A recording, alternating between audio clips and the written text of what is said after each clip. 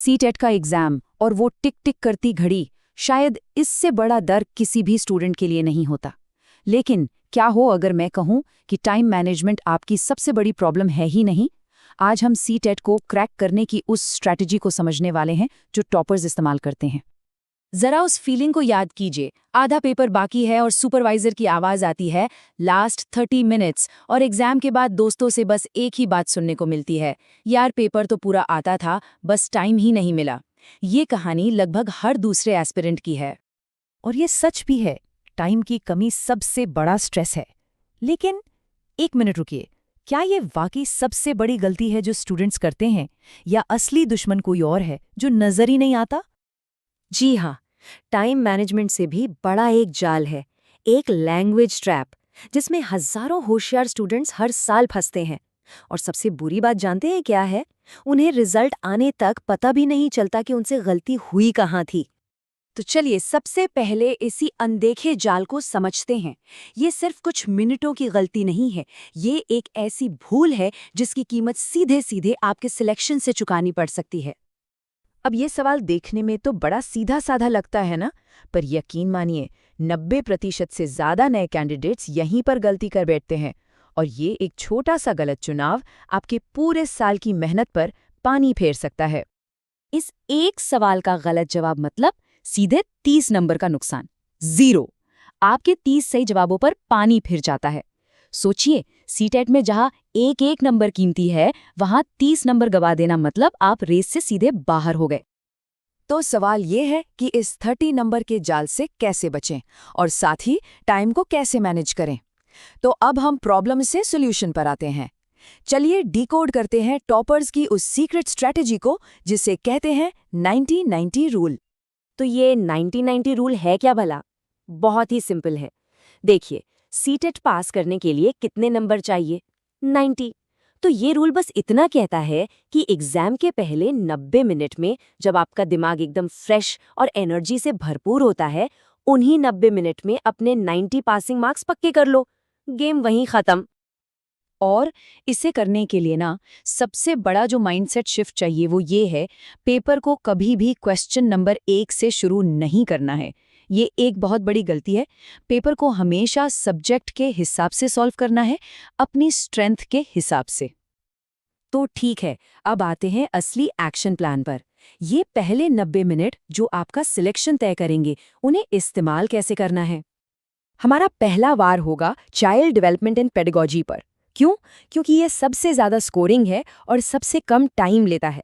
इससे कॉन्फिडेंस एकदम बूस्ट हो जाएगा। इसके बाद ईवीएस या एसएसटी जो फैक्ट बेस्ड है, और फिर लैंग्वेज 1। इस ऑर्डर को फॉलो करने का मतलब है कि आप कम से कम समय में मैक्सिमम स्कोर की तरफ बढ़ रहे हैं। अब आते हैं लैंग्वेज सेक्शन के सबसे बड़े स्पीड ब्रेकर पर, पैसेज। यहाँ एक स्मार्ट कट है, एक ट्रिक है। कभी भी पहले पूरा पैसेज मत पढ़िए, ये सिर्फ टाइम वेस्ट है।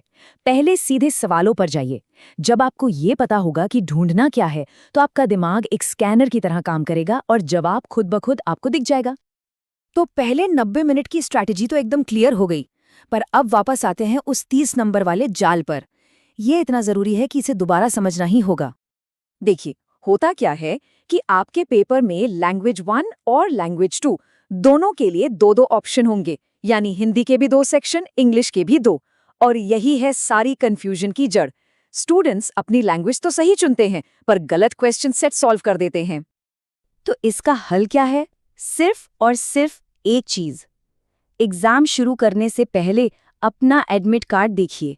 उस पर साफ साफ लिखा होगा कि आपकी लैंग्वेज 1 कौन सी है और लैंग्वेज 2 कौन सी। जो एडमिट कार्ड पर लिखा है, बस वही क्वेश्चन सेट आपको अटेम्प्ट करना है। ये 10 सेकंड की सावधानी आपको फेल होने से बचा सकती है। शानदार! अब सोचकर देखिए, 90 मिनट हो चुके हैं और पासिंग मार्क्स आपकी जेब में है। अब कोई प्रेशर नहीं, कोई डर नहीं। अब आप बाकी का पेपर एक विनर की तरह सॉल्व करेंगे। तो चलिए देखते हैं कि आखिरी 60 मिनट की कला क्या है। मैथ्स और लैंग्वेज 2 के लिए अब आपके पास काफी समय है, लेकिन मैथ्स के लिए एक गोल्डन रूल याद रखिए।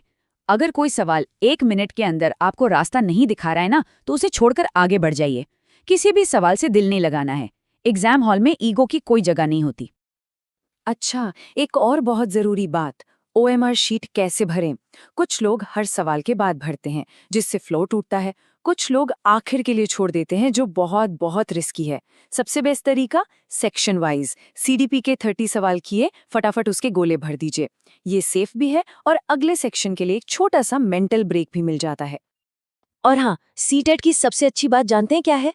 कोई नेगेटिव मार्किंग नहीं है। इसका मतलब एक भी सवाल छोड़कर आना पाप है। अगर कोई सवाल नहीं भी आता है तो एलिमिनेशन टेक्निक का इस्तेमाल करें। 2 सबसे गलत ऑप्शन को हटाइए। अब अगर तुक्का भी लगाएंगे तो सही होने के चांस 25% से बढ़कर सीधे 50% हो जाते हैं। तो ये रहा आपका पूरा 150 मिनट का अटैक प्लान। पहले 90 मिनट में CDP, EVS और लैंग्वेज 1 करके पासिंग मार्क्स पक्के करना, और बाकी के 60 मिनट में मैथ्स और लैंग्वेज 2 को बिना किसी प्रेशर के सॉल्व करना। इस प्लान से न सिर्फ आपका पेपर टाइम पर खत्म होगा, बल्कि आखिर में 10-15 मिनट रिवीजन के लिए भी बच जाएंगे। लेकिन सोचिए, इतनी जबरदस्त प्लानिंग, सब कुछ सही, और फिर भी एक बहुत ही छोटी सी OMR शीट की गलती आपकी पूरी मेहनत बर्बाद कर सकती है। सोचिए उस खौफनाक पल के बारे में जब आपको पता चले कि आपने क्वेश्चन नंबर 21 का गोला 22 में भर दिया और उसके बाद के सारे आंसर्स एक-एक करके गलत हो गए। इस सीरियल मिस्टेक से कैसे बचना है? खैर, ये जानेंगे हम अपनी अगली बातचीत में।